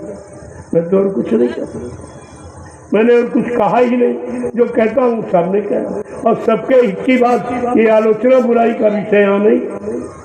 अब ये जरूर है जो गलत कर रहे हैं, नहीं करना चाहिए तो उनको तो गलत लगता है, लेकिन उनके ये भी तो सुधार की बात है। अब भी सुधर जाओ, यहाँ से जाओगे तो खाली यहाँ जाना पड़ेगा, तब आपसे पूछा जाएगा, उस समय आप क्या जवाब देंगे? वो मैं पहले से आपको सचेत कर रहा हूँ कि ऐसा कोई काम मत करो, चाहे राजा, प्रजा, अधिकारी, कर्मचारी कोई भी हो, मैं तो सबके हित की बात कर रहा हूँ। अब आपको अच्छा काम, अच्छी बात, अच्छी नीति, अच्छा रास्ता अगर बुरा लगता है तो इसका मतलब आपकी मति खराब है, आपकी बुद्धि खराब है, आपकी सोच खराब है, आपकी काम की नीति खराब है, इसलिए आपको बुरा लगना। ये तो सबके हित की बात महात्माओं ने हमेशा सचेत किया और हमेशा राजा को सही सलाह और सही रास्ता दिया। अब न माने तो प्रणाम भोगे, वो प्रणाम भोगे, नहीं माने उनको भी भोगना पड़ा। ऐसा नहीं, यहाँ कोई निंदा आलोचना का विषय ही नहीं, यहाँ सबके हित की बात। अब डॉक्टर जब परहेज बताता तो मरीज गाली देता कि खाने के लिए हमारा ये बंद कर रहा, ये खाना, ये सब तो बगैर बंद नहीं करेगा, परहेज नहीं सिखाएगा तो दवा फायदा नहीं करेगी, आपको लाभ नहीं मिलेगा। तो इसलिए परहेज तो मरीज को थोड़ा खराब लगता है, लेकिन जीवन परहेज पर ही है। अगर परहेजी आप छोड़ दे तो आपका जीवन सुखमय हो जाएगा, शांतिमय हो जाएगा, कुछ करने की जरूरत ही नहीं। जय गुरुदेव, जय गुरुदेव। तो कल आपको क्या करना, सुबह 7 बजे सब प्रेमी यहीं पर एक लाइन महिलाओं के, एक पुरुषों की, कन्याएं नहीं जाएंगी, कन्याएं भंडारों में महाप्रसाद बनवाने में सहयोग करें, समझ लो पहले। और महिलाएं पुरुष जाएंगे निमंत्रण देने। देखिए कैसा माहौल बनता, सारे हिंदुस्तान में एकदम ये बेचारी क्रांति फैल जाएगी। ये क्या हो रहा, ये तो कोई कभी यहाँ किसी ने किया नहीं, किसी इतिहास में भी ऐसा काम नहीं। ये क्या हो रहा, ये किसका काम है? तब उस महापुरुष की लोग खोज करें, तब उसकी खोज करें। लेकिन तब होता क्या, जब सब बिगड़ गया, सब कुछ नष्ट हो गया, कुछ नहीं बचा, उस समय आप जागे चेते। उस जागने चेतने का मतलब क्या निकलेगा? समय के पहले जो जाग गया और जाग कर अपना काम बना लिया, वो समय का बुद्धिमान व्यक्ति कहलाता है। जय गुरुदेव। सतयुग को लाएंगे, कलयुग को कौन भगाएंगे,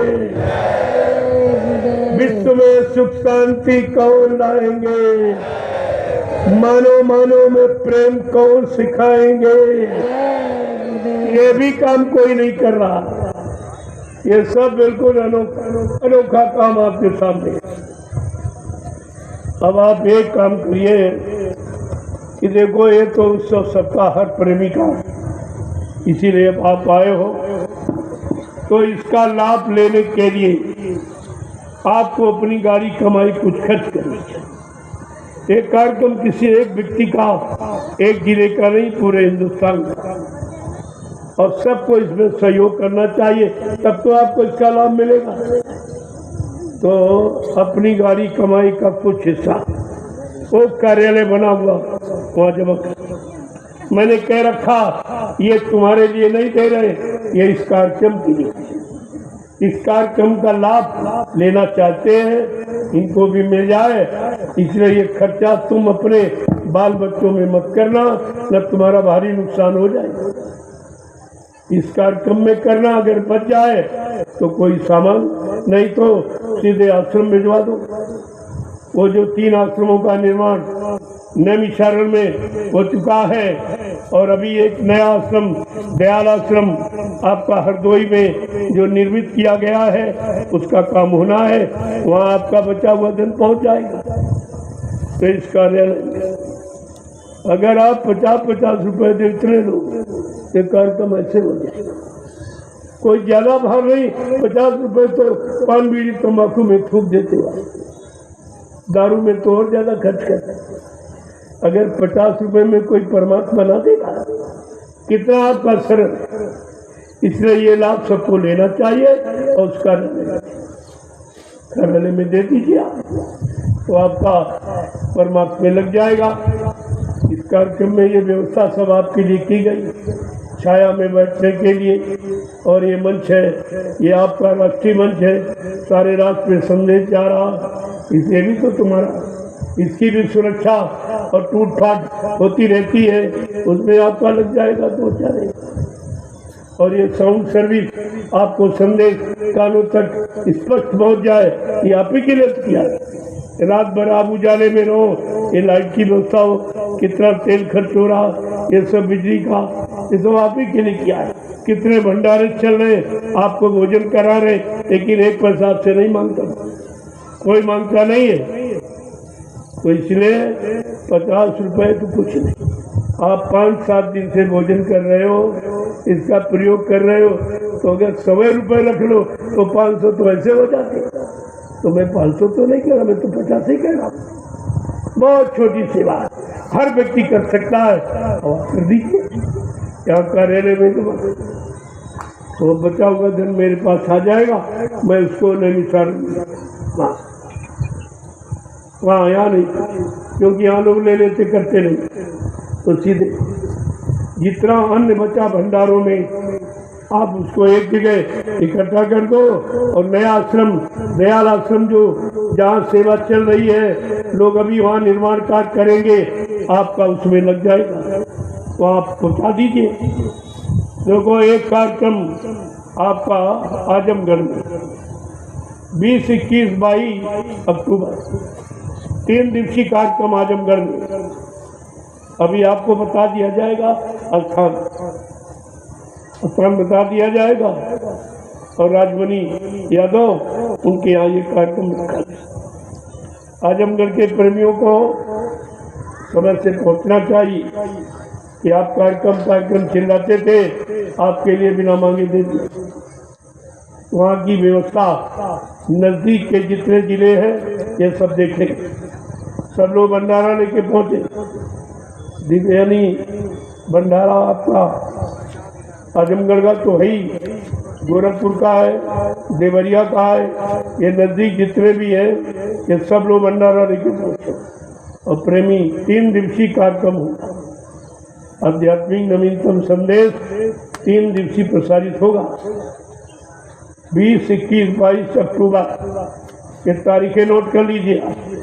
ये आजमगढ़ में कार्यक्रम होगा, आपको भी स्थान की जानकारी दे दी जाएगी, कहाँ पर है तो ये सब जानकारी मिल जाएगी। जय गुरुदेव, जय गुरुदेव, जय गुरुदेव, जय गुरुदेव। वो जो दयाल आश्रम आपकी गाड़ी कमाई से खरीदा गया, उसका भूमि पूजन होगा। वो संदेश सारे देश को प्रसारित किया जाएगा। वो भी आपको बता दिया जाएगा किस तिथि में ये भूमि पूजन होगा और आप सबकी उपस्थिति अनिवार्य है। आप पहुँचे और वहाँ पर शामिल शरीक होकर उस भूमि का लाभ उठाएं। आप ये भूमि पूजन वहाँ पर होगा, उसकी भी तारीख की जानकारी दे दी जाएगी आपको। समय से पहुँच कर आप लाभ, और उसमें सभी भंडारे क्योंकि भारी भीड़ होगी।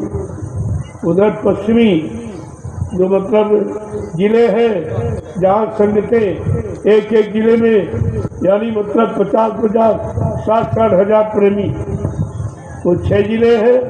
6 जिलों की संगत पूरे भारत की संगत बराबर, तो बहुत बड़ी भीड़ होगी। वो तो भंडारे सब लाएंगे और आपको भी उसका लाभ लेना चाहिए। रोटी खिलाने का सबसे बड़ा लाभ, जो भजन नहीं करते हैं तुम रोटी बना के उनको खिलाओगे, जो भजन करेंगे उससे तुम्हारी अदायगी हो जाएगी, आदान प्रदान कर दिया जाएगा। आप चिंता क्यों करते हो? ये भंडारा चलाना और रोटी खिलाना एक सबसे बड़ी सेवा है। देने को अन्नदान, लेने को सत्यनाम, करने को दीनता, डूबने को अभिमान, ये 4 सूत्री कार्यक्रम तुम्हारे मानव जीवन को चलाने वाले। और सबसे बड़ा अधिकार अन्न का, ये अन्न का अधिकार है। अन्न में प्राण है, तो प्राण है इसमें, तो इससे बड़ा और महत्व क्या हो सकता है? तो इसलिए भंडारे का सबसे बड़ा महत्व है। भंडारा जरूर ले जाया करो, अन्न की सेवा, क्योंकि दशांश गुरु का तुम्हारी हर कमाई है। खेती करने वालों का दशांश जोड़ ले अपना, फसल दोनों तरफ का, इधर कार्तिक वाली इधर चैत वाली, दोनों फसलों को जोड़ लीजिए आप। दशांश कितना होता देते रहो तो आपके घर में कोई बीमारी, कोई परेशानी, कोई दुर्घटना अगर होने वाली वो भी टल जाएगी, क्योंकि तुम्हारे अन्न खाकर, वो रोटी खाकर भजन कर रहे हैं। जो भजन कर रहे हैं, आश्रम में सेवा कर रहे हैं, वो आपकी आपत्ति को काटेंगे, क्योंकि उसमें आपका सहयोग है। देखो सहयोग का इतना बड़ा लाभ होता है, आप बात समझते नहीं हो और लाभ से वंचित रह जाते हैं। ये जरूर आपको करना है। इसीलिए हर राष्ट्रीय कार्यक्रम में हम 2 किलो गेहूँ प्रति परिवार के प्रति व्यक्ति का 2 किलो गेहूँ और 25 रुपए, कितनी छोटी सेवा, और उसी से ये सब काम आपका हो जाता है। यहाँ कोई अंको फंको की सेवा नहीं है, यहाँ उतनी सेवा है जितने से तुम्हारा काम चल जाए। सब प्रेमियों को रोटी मिल जाए और सारे जो मतलब यानी खर्चे हैं कार्यक्रम संबंधी वो सब आपके पूरे हो जाए। इसलिए उसी तरह का काम यहाँ फालतू काम पूछो। जय गुरुदेव, जय गुरुदेव। देखो वो भूमि आपकी गाड़ी कमाई से खरीदी, इसलिए भूमि पूजन आपका है, आपको करना, आपको जाना। आपके पैसे से खरीदी भूमि को शुद्ध किया जाएगा। वैसे भूमि महात्मा की है। 100 वर्ष पहले एक महात्मा जी वहाँ रहते थे। उस समय कोई इस समय का काम तो लिखा पढ़ी था नहीं, तो अपना जंगल में बैठ गए, वहीं पर रहने लगे और कहा ये जंगल सब प्रेमियों के लिए। वो देशाटन चले गए, 10-5 साल आए नहीं, घूमते रहे। और उसी समय वहाँ के ठाकुरों पक्षियों ने बड़े जबरदस्त से उन्होंने वो सब जगह घेरे। उसी समय चकबंदी का अभियान आया, उन लोगों ने पैसा दे के अपने नाम करवा दिया। महात्मा जी घूम के आए तो उन्होंने कहा, अरे महात्मा जी ये भूमि आपकी नहीं तो हमारी है, हमारे नाम है। कहा ठीक बच्चा, अच्छा था, कोई बात नहीं, हमारे लिए सकल भूमि गोपाल की, मैं तो कहीं चला जाऊंगा, लेकिन ये भूमि आपको फलेगी नहीं। ये कह के वो चले गए। वास्तव में वो परिवार सब नष्ट नाम, कुछ नहीं बचा। 4-4, 600 बीघे के जमींदार थे, एक रोटी के लिए तरस। और जब उन लोगों ने, उनका परिवार नहीं चला, उनको लाभ नहीं मिला, तो उन्होंने एक सरदार को हक दिया। सरदार का एक बेटा वो भी पागल हो गया। तो उसने फिर हमको किया, तब हमको मिली। और बाद में कहने लगा ये जिसकी थी उसके पास पहुंच गया। ये महात्मा की जमीन थी और उनके पास पहुंच गई। अब ये उनकी जमीन है, वो अपने हिसाब से यहाँ करेंगे। मैंने तुरंत 15 अगस्त का कार्यक्रम रखा। अपार भीड़, इतनी भीड़ हो गई कि मतलब, और 20 एकड़ का आपका फार्म है, जगह भी बहुत है, और सब छाया। 25,000 लिटिस लगा हुआ लाइन से, और करीब 15,000 आपका सागौन का पेड़, और 25,000 वो लाठी वाला बांस एक लाइन से लगा। कुछ अमरूद है, कुछ नींबू है, लेकिन सब लाइन से, और बीच में 20-25 फुट की जगह, और उसमें फसल सब मूंगफली खड़ी, सब मूंगफली खड़ी है। और इसके बाद गेहूँ हो जाएगा। और पूरे फार्म में अंडरग्राउंड पाइपलाइन पानी। आपको कुछ नहीं करना है, केवल भूमि पूजन करके जो उस पर लोग आए और गंदगी फैलाई उसको शुद्ध करना है। इसलिए भूमि पूजन होगा, आप उसमें शामिल शरीक होने की कोशिश करो, क्योंकि वो जमीन आपकी है, आपकी गाड़ी कमाई से। मेरा तो इसमें कुछ है, सब आपके लिए मैं व्यवस्था जरूर बना रहा हूँ, क्योंकि आप इसीलिए देते हो। मैं तो मांगता नहीं हूँ, और आप अपनी श्रद्धा सेवा भाव से जो भी देते हो, 1, 10, 50, 100, 1000, वो मैं सब उसी में, सब उसी। अभी देखो ये गाड़ियाँ, एक प्रेमी ने अभी गाड़ी, रहने वाले तो गाजीपुर के हैं, लेकिन बस्ती में अध्यापक हेमंत मिश्रा जी, उन्होंने ये सबसे कीमती गाड़ी जो लगभग 24 लाख 54 लाख में पड़ी है, आ गई आपके यहाँ खड़ी। ये प्रचार के लिए कहते हम तो जा नहीं पाते, और हमारे कोई बच्चा भी नहीं है, तो हम अपना परमार्थ में लगाकर अपना जीवन बनाएंगे, अपना लोक परलोक बनाएंगे, और हमारा प्रचार में ये बहन रहेगा, उसका लाभ हमको मिलेगा। देखो सेवा भी सोचनी चाहिए कि सेवा कहाँ पर कैसे कब दी जाए, ये सेवा का मार्ग। जैसे मुंबई की संगत ने वो बड़ी भारी गाड़ी और ये रथ दिया, ये रथ वो कार्यक्रम करने जा रहे थे। मैंने कहा कितना खर्चा करोगे? कहा 30-32 लाख खर्च हो जाएगा, वहाँ महंगाई बहुत है। तो हमने कहा आप उतने वो 150 लोग 200 जो तुम्हारे वही लोग देते वही खा लेते, तो कार्यक्रम में कोई मारवाड़ी तो आएगा नहीं, वो शराबी कबाड़ी सब मांसाहारी पूरा मारवाड़ी, वो कोई आएगा नहीं। तो कार्यक्रम से लाभ क्या? तुम्हें ने दिया और तुम्हें ने खा दिया और खर्च कर लिया, क्या लाभ? अरे इससे कोई ऐसी सेवा कर दो जो पूरा हिंदुस्तान जान जाए, बस उसी सेवा को बचाकर ये रथ आपके सामने सारा हिंदुस्तान देख रहा, ऐसा कहीं नहीं, कहीं नहीं। सेवाएं हमेशा सोच के देनी चाहिए कि हमारी सेवा ऐसी जगह लगे जहाँ ज़्यादा से ज़्यादा लोगों को लाभ पहुँचे। देखो ये ऐसी गाड़ी मेरी कोई गाड़ी नहीं, ये सब प्रेमियों की है जिन्होंने प्रचार के लिए दिया। मैं उनका प्रचार में बाहर लगाए, अरे भाई हो जाए प्रचार, अपनी गाड़ी ले जाओ, हम क्या करेंगे, हमें क्या जरूरत, हमें तो कोई आवश्यकता घूमना फिरना है नहीं। जब निकलूंगा तो प्रचार के लिए, कार्यक्रम के निकलूंगा, वैसे मैं निकलता ही। आश्रमों पर भी बहुत काम है, वहाँ भी सत्संग होते रहते हैं। अगर ये कार्यक्रम आश्रम पर होता तो इससे 20 गुना भीड़ होती, आप गिन नहीं पाते आदमी, क्योंकि बहुत एकांत इंटीरियर में, यहाँ संगत नहीं है।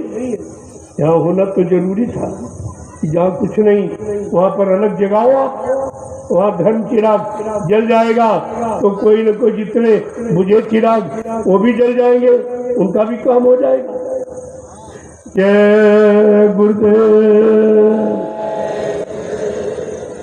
तो और आप जब गांव में जाना तो निमंत्रण तो देना, साथ साथ में भी कहना कि अगर तुम्हारे पास कुंवारी कन्या जिनकी शादी नहीं, उनको अपने साथ ले आओ, मैं उनको अपने हाथ से बरकत दूंगा और महाप्रसाद दूंगा, ताकि इनके चरित्र की रक्षा यही बेटियां आगे माँ बनेगी, जिनसे ध्रुव प्रहलाद पैदा हो तो धर्म की स्थापना हो जाएगी।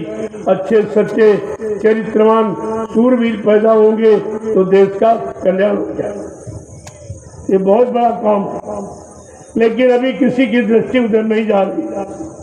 हमारे दो बिंदु है, एक रोटी, दूसरा बेटी। इनके यहाँ केवल बेटी पढ़ाओ और कहते बेटी बचाओ। बचाने का काम तुमको सौंपो, फिर ये क्या करें? अरे बचाने का काम तुम्हारा, राजा का है, अधिकारियों का है, इन जिम्मेदारों का। तो कहते नहीं नहीं, पढ़ाओ तुम्हें और बचाओ तुम्हें। फिर इनका क्या काम? फिर इनका कौन सा काम? तुमने इन्होंने लिखवाया और तुमने पढ़कर समझा भी नहीं। ये तुम्ही से कह रहे बेटियों को पढ़ाओ और इनको बचाओ। मेरा काम कुछ नहीं, मैं कुछ नहीं करूंगा इनके लिए। फिर भी तुम्हारी बुद्धि नहीं काम करेगी। वो तो साफ साफ कह रहे कि मेरे बस का नहीं, तुम अपना पढ़ाओ और तुम अपना इनको बचाओ। मैं नहीं बचा सकता, इनकी इज्जत काबरू मेरे बस की बात नहीं। तो साफ जवाब दे रहे, लेकिन तुम्हें पढ़ना भी नहीं आता और पढ़ करके उसका शब्दार्थ और भावार्थ और कुछ भी तो नहीं जानते। तुम्हारी पढ़ाई लिखाई किस काम की? अपने लिए, अपने भले कल्याण के लिए कुछ भी नहीं सोच पाया। जब अपने लिए नहीं सोच पाए तो देश समाज के लिए क्या करते? जय गुरुदेव, जय गुरुदेव। तो कल आपका ये था, अगर ज्यादा करने आ जाएंगे उनके पूजन में समय लग जाएगा।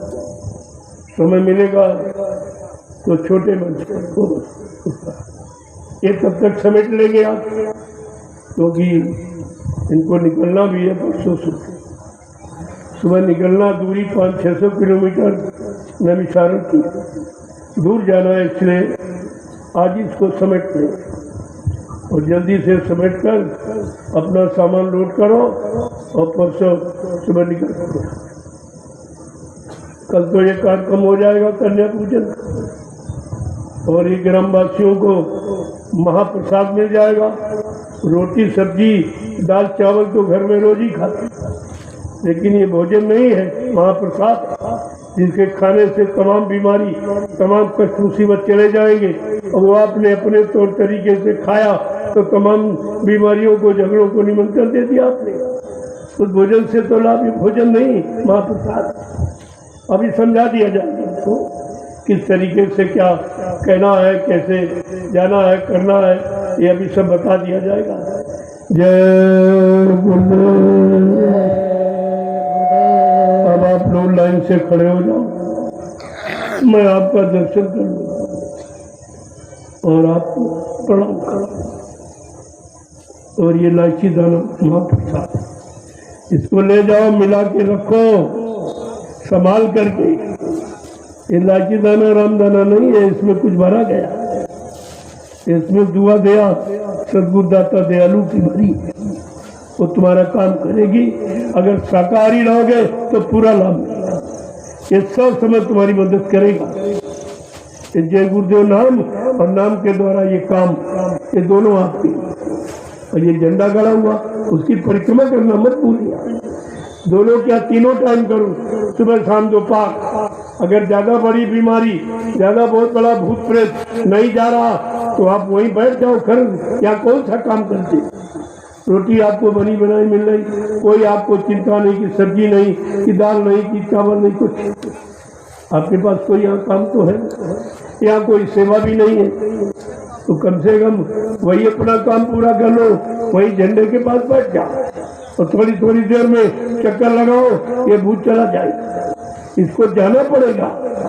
तो जय गुरुदेव नाम लेते हुए आप परिक्रमा करेंगे, और जब एक कहनी चक्कर पूरा हो जाए तो झंडे को प्रणाम करो आप, और ये कहो कि मैं आज से पूर्ण शाकाहारी हो जाऊंगा, कोई अंडे, शराब, गोश्त, मांस, मछली का प्रयोग नहीं करूंगा, किसी की निंदा, आलोचना, बुराई, क्रिटिसाइज नहीं करूंगा, और कि दूसरे के धन, स्त्री और पति से दूर रहूंगा। ये परहेज है। अगर आप परहेज चले, मैं इतने लोगों के बीच दावे के साथ कह रहा हूँ, ये जय गुरुदेव नाम प्रभु का आपकी पूरी मदद करेगा और ये इलायची दाना महाप्रसाद ये तमाम बीमारी कष्टों को उतारेगा। तो आपको तो सब तरफ का लाभ ही है, इसमें कोई खर्चा तो आपसे मांगा नहीं जा रहा और ये लाभ कोई पैसा लेके भी नहीं दे सकते। ये भी खासियत है, ये पैसा लेके नहीं कोई कर सकता। देखिए दया का काम कितना अच्छा। जय गुरुदेव। जय गुरुदेव। अब आप लोग लाइन से खड़े हो जाओ।